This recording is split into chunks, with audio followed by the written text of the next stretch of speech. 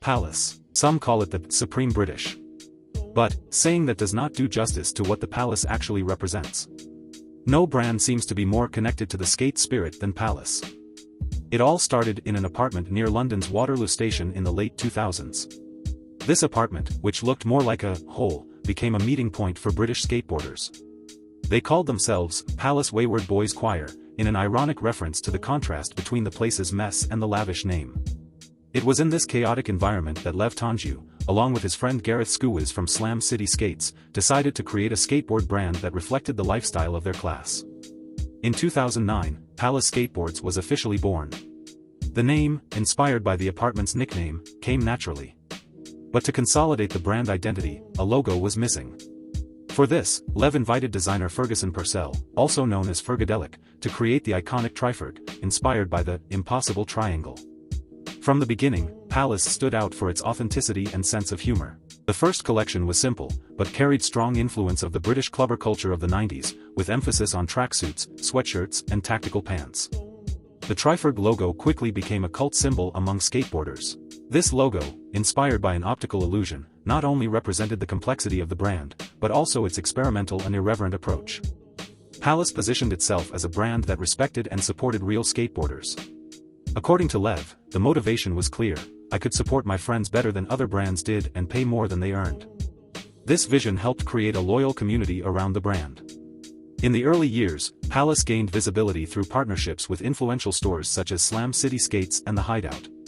The brand also used creative strategies to reach out to the public, such as pop-up shops called Palace Retail Power Slide. In 2015, just 6 years after its launch, Palace opened its flagship store in Soho, London, a few meters from Supreme London. In 2017, they crossed the Atlantic and opened a store in New York, but with a diplomatic touch. While Supreme made its launches on Thursdays, Palace chose Fridays. The success of Palace was also driven by high-level collaborations. The brand has worked with names like Adidas, Reebok, Ralph Lauren, Stella Artois and Moschino, always bringing its humorous and provocative touch. These partnerships reinforce the image of Palace as a brand that transits between the underground and the mainstream, without losing its identity. Hey, quick pause. If you're into looking good and tired of wearing the same tees as everyone else, check out Plash Shop. This is next-level stuff, exclusive tees featuring icons you love, like Tupac, Michael Jordan, Drake, LeBron James, Kanye West, Jaylen Brown and more. No boring, generic prints, just high-quality designs to keep you looking fresh and confident wherever you go. And the best part? Our site is secure, shipping is guaranteed. I got a 5% coupon for viewers of this channel. Just enter the code FAMILY5 when finalizing your purchase. And we've got deals you don't want to miss. Go see for yourself. Alright, back to the video. The Palace is often compared to the Supreme, and not for nothing. Both combine skateboard with fashion, launch products in limited editions and generate a huge hype around their weekly drops. But there are crucial differences between them. While Supreme was acquired by a billionaire conglomerate, Palace remains independent, with Lev Tanju still in charge. This autonomy allows the brand to keep its spirit free and authentic. In addition, Palace takes a more relaxed and ironic approach, while Supreme has become more sober and corporate over time. As Lev himself said, "We do what we want to do and it is working."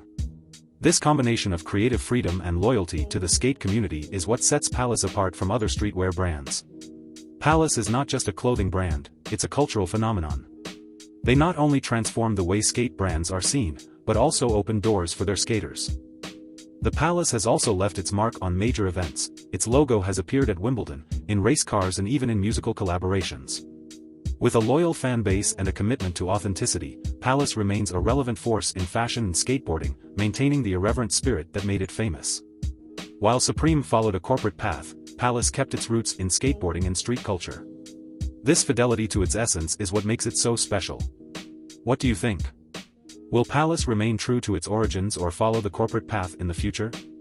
Leave your opinion in the comments, enjoy the video and sign up for more stories about the brands that shape urban culture. See you next time.